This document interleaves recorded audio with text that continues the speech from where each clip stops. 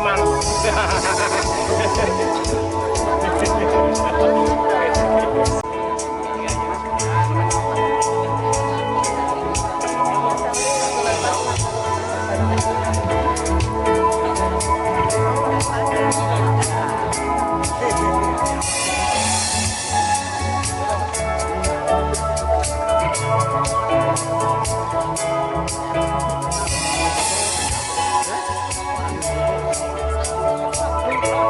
Bismillahirrahmanirrahim, saya buka acaranya.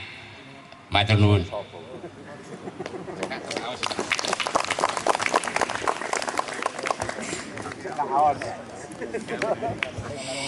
Baik, dan untuk selanjutnya akan kita simak sambutan dari Ketua Relawan Boloni Masih Indonesia kepada Bapak Kuat Hermawan, kami persilakan.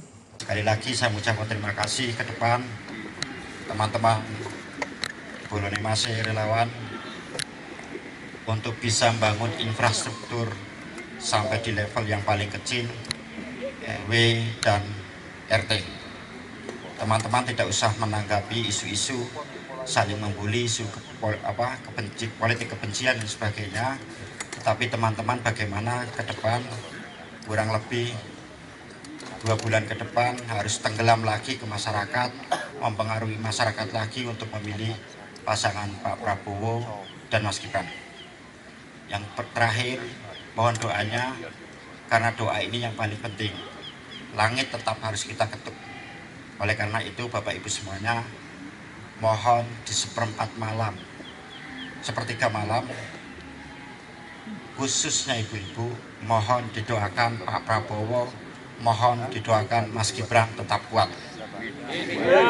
Semoga Allah Subhanahu wa taala meridhoi perjuangan kita bersama. Amin. Assalamualaikum warahmatullahi wabarakatuh. Ke depan seperti apa program yang akan digaungkan Mas Gibran untuk menggait para startup model kredit ataupun model bantuan seperti apa ke depan kepada startup pemuda seperti halnya Mas Gibran ini kan sukses, awalnya sukses di startup ya Mas ya. Oke, mungkin pertanyaan saya bisa dijawab. Terima kasih.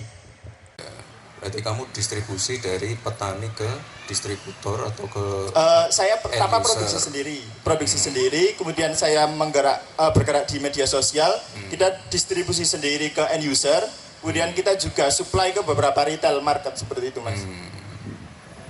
Oke, barangnya apa aja? Produk pertaniannya apa aja?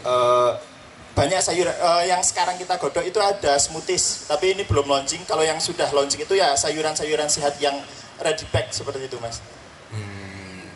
Enggak, bukan barang mentah berarti? Udah barang jadi? Belum barang jadi, karena ketika saya mikir di barang jadinya itu kan paling ya mentok di sayuran kan. Kita brandingnya kan kesehatan Mas. Kalau katakanlah kita goreng ataupun katakanlah kita oven itu kan di situ ada karsinogen yang membuat kita berpikir 2 kali. Nah paling mentok kita di barang jadinya di smoothiesnya itu. Seperti itu. Oke. Sekarang kendalanya di permodalan. Betul. Untuk pengembangannya seperti itu Mas. Company-nya base di Wonosobo. Di Wonosobo. Kalau di Solo kemarin tuh kita punya di Bank Jateng ya, kan ada Bank Jateng juga kan di sini kan. Kita kan menginisiasi yang namanya ini kredit startup milenial tanpa agunan, tahu nggak? Nggak tahu Mas. Nggak tahu. Nah itu kendalanya kan kami di situ Mas. Karena kita lobby BNI BRI itu kan harus punya aset terlebih dahulu. Ini nggak perlu. Oh nggak perlu. Nggak. Ini tanpa agunan, khusus anak-anak muda. Ada Bank Jateng kan di sini kan? Ada. Di Parani. Siap. Itu nanti ada inkubasi juga. Pernah ikut inkubasi nggak? Jadi itu apa? Kita dapat pelatihan dulu. Jadi kalau misalnya yang anak-anak muda atau yang ibu-ibu ya biasanya ya produknya dulu mungkin packingnya polosan. Nah ini nanti dibantu branding, dibantu packaging, dibantu marketingnya. Ada itu, nanti kamu buka websitenya Bank Jateng ya. Siap. Itu nanti ada ini apa? Iya tanpa agunan. Bunganya rendah. Berapa Mas? Rendah banget. Oh rendah banget. Enggak, kemarin kita ada cashback. cashback untuk bunganya. Sekarang nggak tahu berapa persen ya. Nanti coba kamu cek ya. Nanti ke depan kita kok banyak dukungan untuk anak muda kok. Nanti untuk apa? Untuk startup, untuk santri. Kemarin saya bilang ada dana abadi pesantren. Lalu nanti banyak lagi. Pokoknya KUR kita lanjutkan, wakaf mikro kita lanjutkan, kredit ultra mikro kita lanjutkan. Kredit mekar biasanya ibu-ibu ini yang ngambil, kita lanjutkan juga. Kredit mekar itu saya kira ini paling bagus ya, karena di situ resiko tunggakannya kecil sekali. Artinya apa? Ibu-ibunya itu sangat tertib untuk membayar angsuran. Nah ini nanti kita tambahkan lagi untuk anak-anak muda. Yang jelas ya pasti keluarnya sama lah, anak muda nggak punya aset. Makanya nanti kita bikin kredit yang tanpa agunan. Yang nanti jadi jaminan ya ide-idemu, inovasimu. Makanya kemarin saya bilang ini untuk bisnis para milenial yang berbasis teknologi dan inovasi. Gitu nggih? Ini hari Minggu nggak usah bicara politik ya. Males bicara politik terus ya. Mosok bicara politik terus. Ini mending lebih ke ini aja. Tanya jawab, keluhan gitu. Masa politik terus. Minggu-minggu nggak usah politik. Ya, minggu-minggu itu waktunya untuk silaturahmi sama nambah temen aja. Sampun, Mas. Sampun, terima kasih, Mas Makasih ya, Mas. Mas siapa namanya? Ahmad Zaid. Mas Ahmad Zaid, tepuk tangan untuk Mas Ahmad Zaid. Baik, luar biasa, sudah jelas ya Mas, sudah langsung dijawab oleh Mas Gibran. Jadi tadi intinya kendalanya di aset ya Mas ya. Sama kayaknya saya juga. Oke, luar biasa. Jadi saya mohon kepada Mas Gibran nanti ke depannya itu seperti apa dan bagaimana ketika kita itu mau mencairkan ataupun mendapatkan dana abadi pesantren tersebut. Oke. Sekian dari saya. Assalamualaikum warahmatullahi wabarakatuh.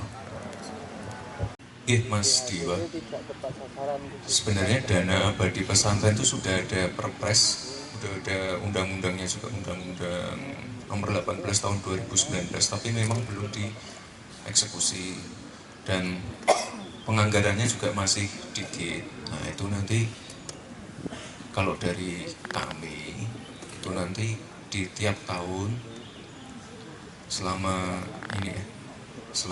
satu periode 5 tahun ya, tiap tahun rencananya akan kami tambahkan anggarannya, jadi biar penerimanya makin banyak. Kuncinya di penganggaran kok, jadi tunggu nanti ya.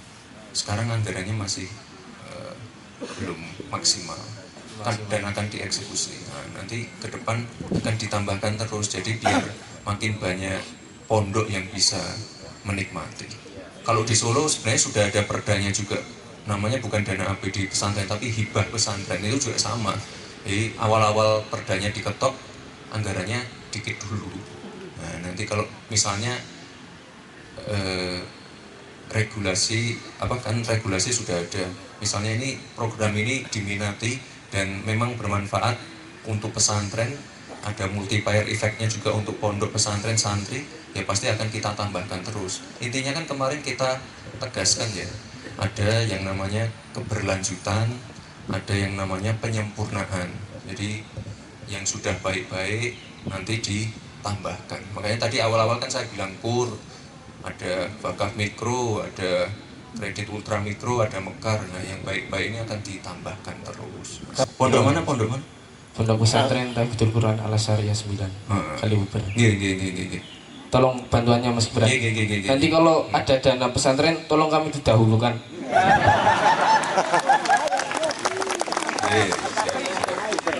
Pondok pesantren Tafidul Quran Al Syariah 9. Semuanya. Pokoknya yang ada di Kalibuber ya Mas. Kalibuber. Kalibuber. Ada 40 pondok pesantren. Wonosobo banyak banget Mas. Wonosobo paling banyak. Dari perwakilan petani tembakau, ini bukan pertanyaan Mas, ini pengeluhan. Ya pengeluhan masalah tembakau Mas.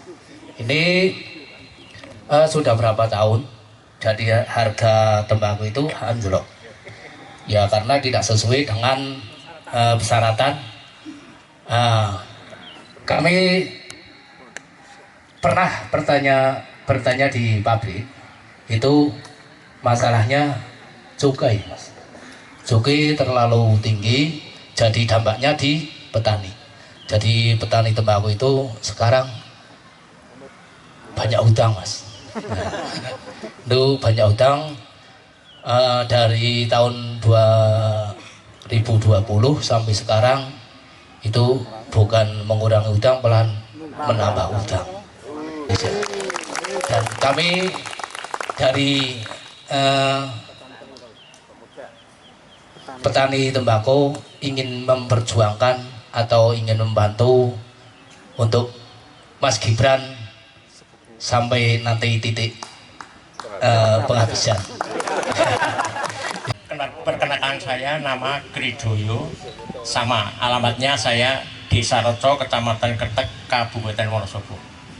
Jadi ini seperti yang dikemukakan oleh Mas Bawon ini benar, jadi bukan bertanya tapi minta solusi. Mudah-mudahan wahyu ilahi akan ke Mas Gibran dan Pak Prabowo. Amin, amin. Jadi begini, ini yang kami sampaikan curahan hati, bukan isu, bukan hoak, bukan abal-abal, bukan gosip. Jadi APBN itu disumbang yang setara dengan minyak dan gas itu dari cukai tembakau, cukai rokok. Itu kalau dibuka di Google itu 204 triliun. Ini bukan abal-abal.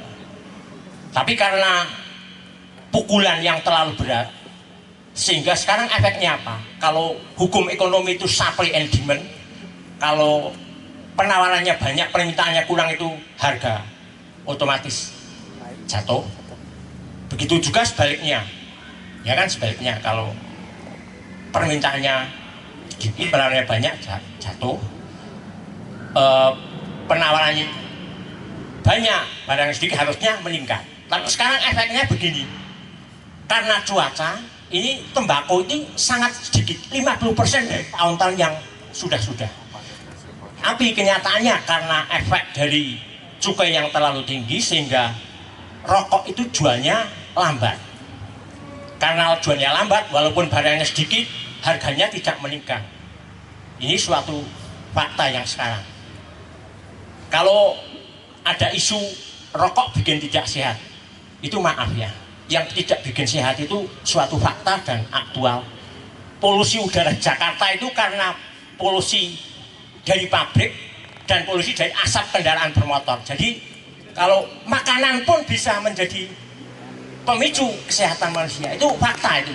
Jadi kalau yang tidak sehat jangan merokok, yang tidak sehat. Tapi yang sehat silahkan merokok. Loh, ini fakta. Dari zaman nenek moyang, penjaga teritorial itu yang bisa mengusir ngantuk, mengusir nyamuk itu rokok. Itu dari nenek moyang. Jadi tembakau itu tidak identik dengan ganja. Rokok tidak diidentik dengan narkoba karena tidak merusak mental. Jadi seperti pelukis pujangga itu merokok, dia punya inspirasi itu. Benar gak? Ini suatu bukti ini. Jadi yang menyumbang APBN itu itu setara dengan minyak dan gas. Cuman mohon solusi supaya jangan dipukul terlalu tinggi sehingga efeknya ke petani. Sehingga sekarang nanti kalau pabrik rokok itu sudah semakin lemah, APBN-nya otomatis akan drop. Itu yang kami sampaikan. Jadi mohon solusinya, Mas Gibran mudah-mudahan dapat wahyu dari ilahi. Amin. Dengan Pak Prabowo. Sekian, ada tutur kata yang kurang berkenan, kami mohon maaf yang sebesar-besarnya. Wassalamualaikum warahmatullahi wabarakatuh.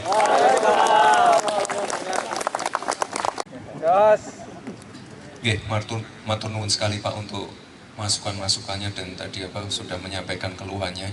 Ini setelah ini saya masih ada satu pertemuan lagi itu dengan petani tembakau juga. Jadi ini saya sedang belanja masalah. Insya Allah nanti kalau makin sering ketemu dengan para pelaku usaha seperti ini, nanti bisa kita cari titik temu lah Pak ya. Jadi petaninya tidak merasa ditekan, tapi di sisi lain pemasukan negara untuk APBN juga tetap jalan seperti sekarang, Pak. Saya mohon waktu ya, Pak, ngapunten saya belum bisa jawab sekarang, tapi saya akan muter ke mana-mana untuk sering-sering berdiskusi dengan para pelaku usaha dan terutama petani tembakau ini. Gitu nggih Pak nggih. Saya mohon maaf belum bisa memberikan jawabannya sekarang, tapi insya Allah nanti kita carikan win-win solution untuk semuanya biar biar tidak saling tidak saling merugikan satu sama lain. Itu Pak kira-kira Pak. Matur nuwun. Kalau kita melihat Solo mungkin luar biasa sekarang sektor pariwisata. Luar biasa. Kita lihat di medsos juga berbondong-bondong pengunjung ke sana. Tapi jelas di Solo itu banyak modal, duit banyak. Mungkin ada strategi dari Mas Gibran. Kita kepingin buat destinasi wisata yang low budget atau no budget. Saya kira itu Mas Gibran. Kami mewakili Forum Komunikasi Desa Wisata dan Kelompok Sadar Wisata Wonosobo. Makatan Mas Gibran. Wassalamualaikum warahmatullahi wabarakatuh.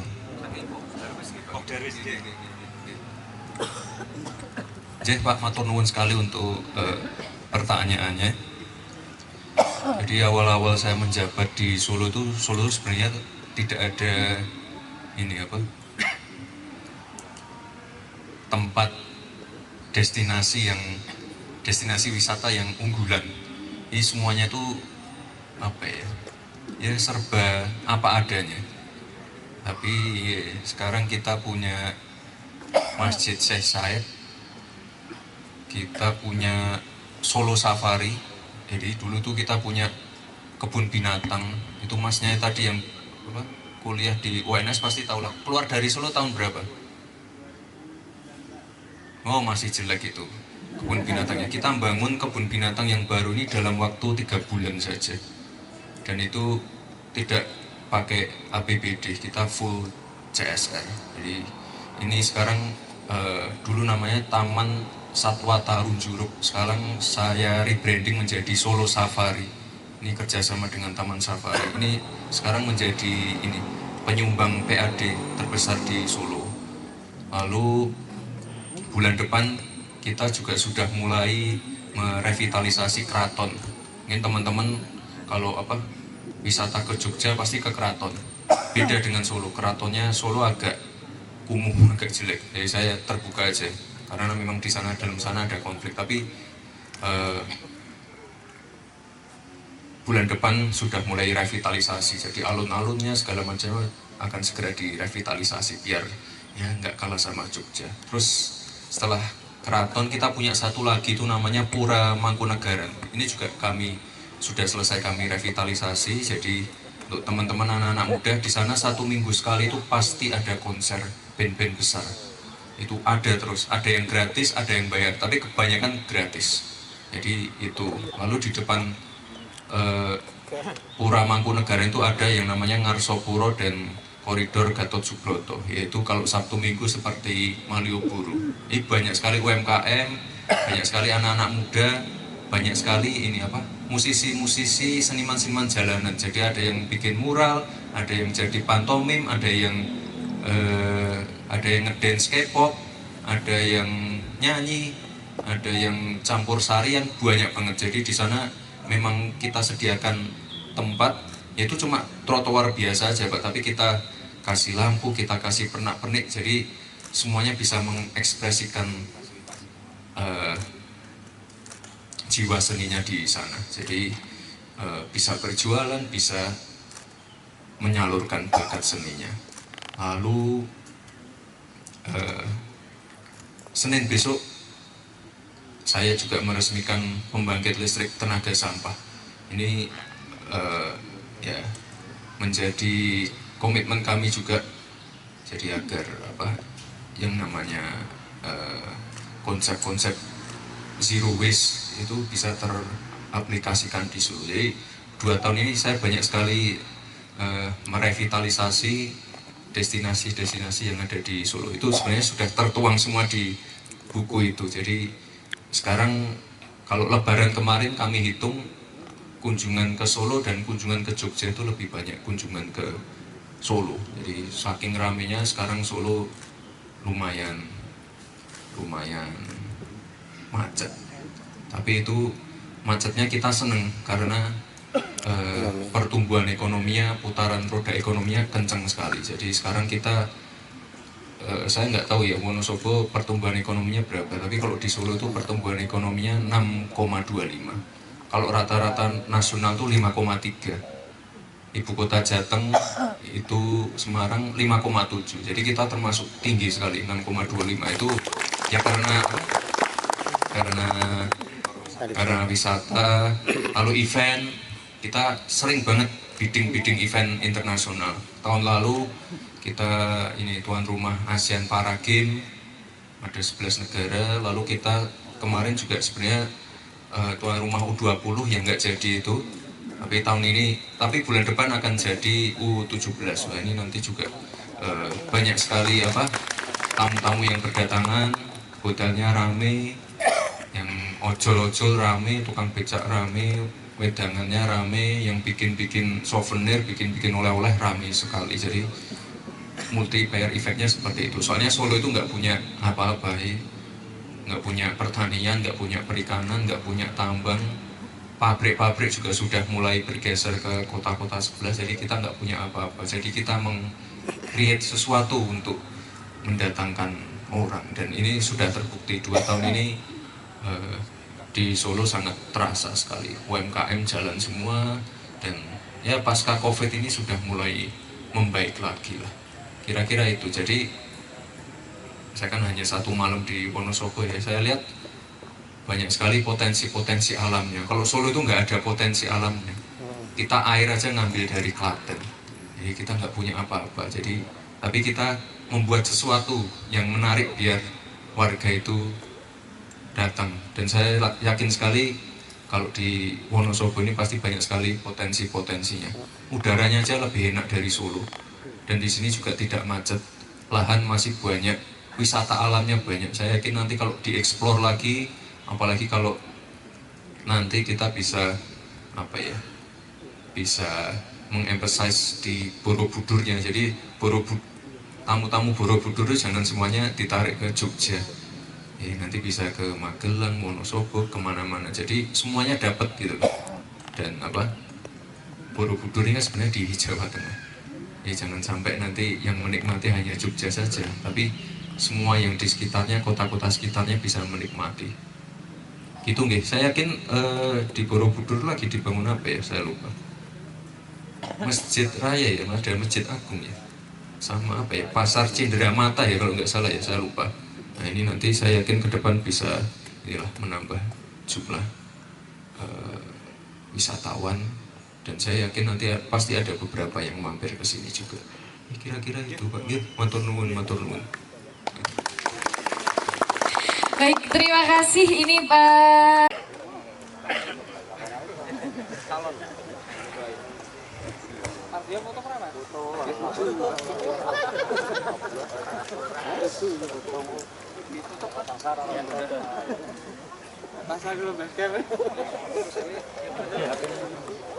HP-nya.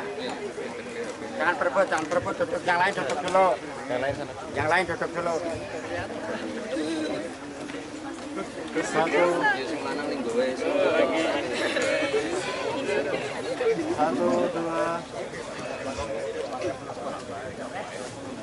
satu.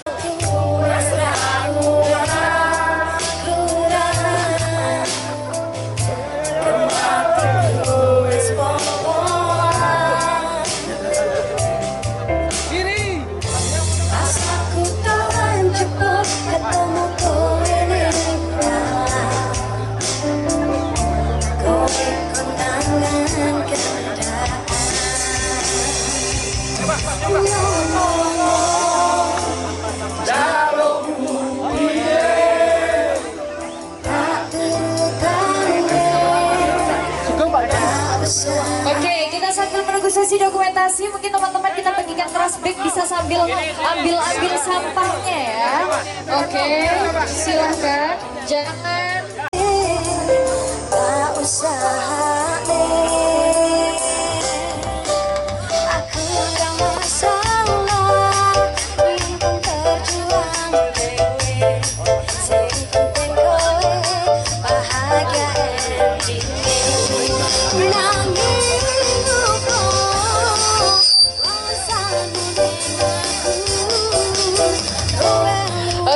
kita ingatkan kembali kepada para peserta, silahkan untuk sampah-sampahnya bisa di acara ini juga saya beritahukan kepada para peserta untuk konsumsi bisa diambil di belakang yang sudah ada